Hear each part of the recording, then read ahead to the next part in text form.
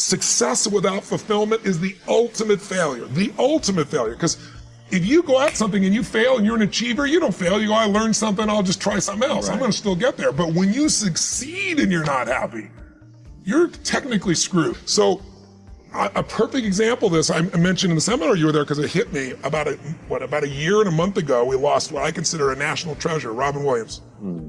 And I asked people, how many of you love Robin Williams? Everybody raising their hand all around the world, right? He made people laugh, people were touched by him.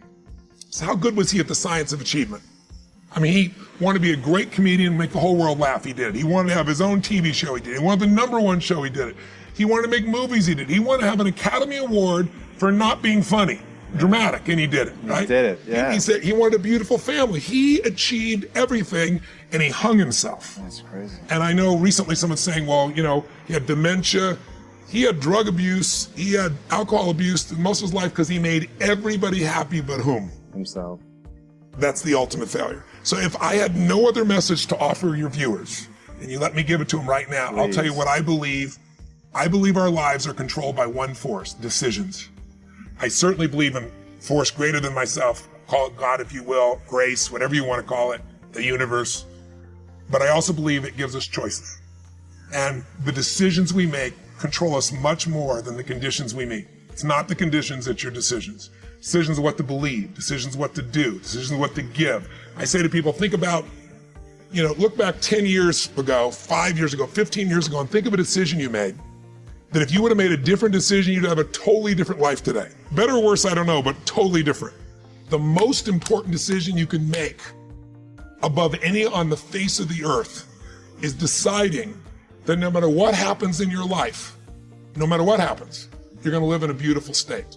All of our suffering as human beings, the decision to say, I am not gonna suffer, that if suffering arises, pain's one thing, suffering's another. Suffering is when you're like, I'll give you an example. A friend of mine is a very famous Indian industrialist and billionaire guy.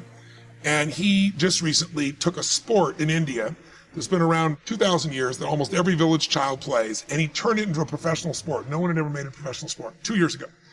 He invested, I don't know, I'm making the number up, $20 million in it. In 2 years, the sport is so successful in India that 500 million people watched the finals. That's amazing. 2 months ago. 500 million people, right? So 500 million, that's, you know, that's how it is in India. And people are saying this is gonna be as big as, you know, for them, cricket is the ultimate thing, right? The biggest cricket. So his team valuation, I'm making the number up, I think it's gone to like $500 million in 2 years from, you know, $25 million. And his team is #2 in the whole world, right? Wow. He's got these great players. So I'm with him, and he gets a phone call. And he's just got done telling me about this great success and where it is and how proud he is and how everyone goes to the games and people are so thrilled and it's just become this movement in India and he created, he's so proud of it. And he gets this phone call, and the phone call is from his management team telling him that one of his competitors has just offered 4 times as much money as he was offering to his top 3 athletes who are the core of his whole team. And of course they all took them, right? And he was so angry. He was like, I can't even believe this. These guys were working in shops and I brought them here and I made them a star on national television and they have no loyalty to me. And he's suffering. And the way you suffer is you focus on yourself. Suffering comes when we obsess about ourselves, what we're getting or not getting, what we should have done, what others should have done for us. It's the me game. You, my dear friend, and I say this with no blowing smoke, your primary core is a giver, which is why you're prospering. You're not the me. You're like, how do I give more, do more, share more, create more? How do we do a better job for our clients? How do we do a better job for our internal customers who work with us, our partners? Your entire life is that. That's why you're prospering. And you're not feeling suffering. But when you do suffer, and I promise you do, you correct me if I'm wrong, it'll because you're worrying about something in the future. How's this gonna happen? Will this come together? Suffering can be worry, it can be anger, it can be frustration. It's anything that takes you out of a beautiful state. And here's what people don't get. You can end suffering by stop focusing on yourself and focus on something you wanna serve greater than yourself.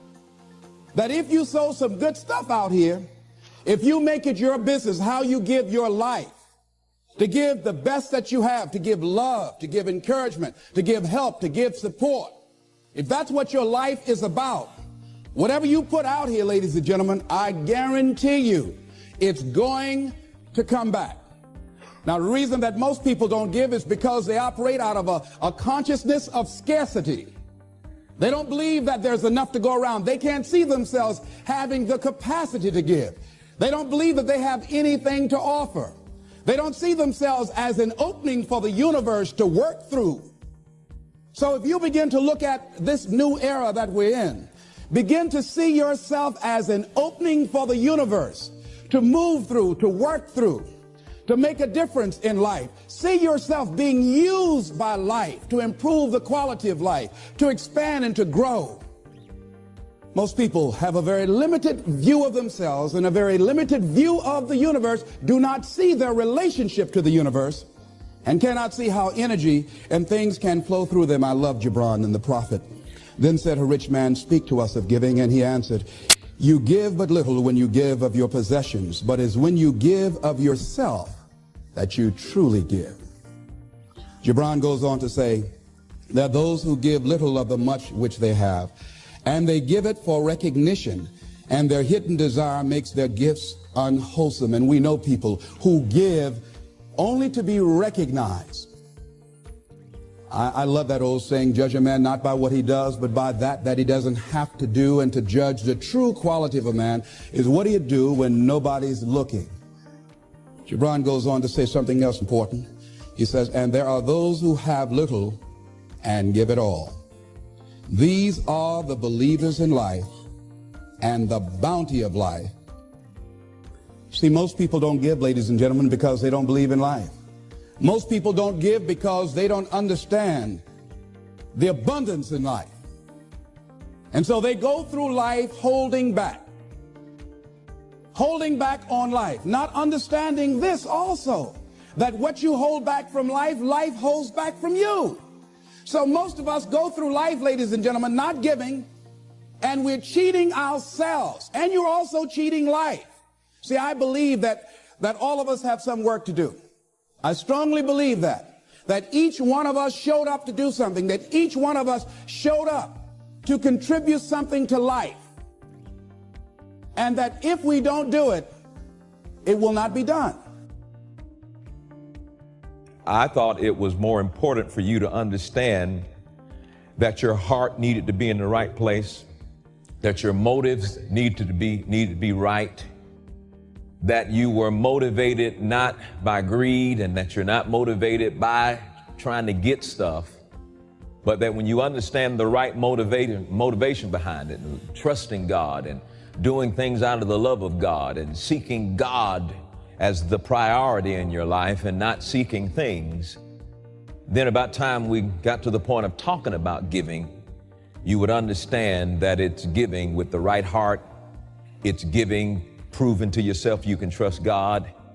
It is giving out of the right motivation, and that you would understand at this point that if you don't have the right motivation and if you're not motivated by love, then your giving will have zero benefit to you. Other people may benefit out of your giving to them, but you won't benefit in any supernatural way if you don't understand the right motive and the right reason behind it all. And the fact that God has created this system for us, he didn't create this system for himself. And so today I am going to talk about the obvious piece, and that piece is about being a giver. One of the things that Taffy and I have come to understand is there is something so significant that happens in the life of a believer when they begin to give. At that point, maybe we didn't understand all the intricate details that were involved in why people seem to, be able to get a hold of spiritual things and the things of God once they started giving. And yet it's a vital thing. It's just to be very blunt with you that now we know that if you're not giving, you're not really trusting God.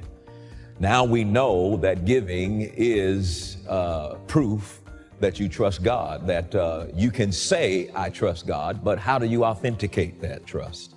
You authenticate it through your giving.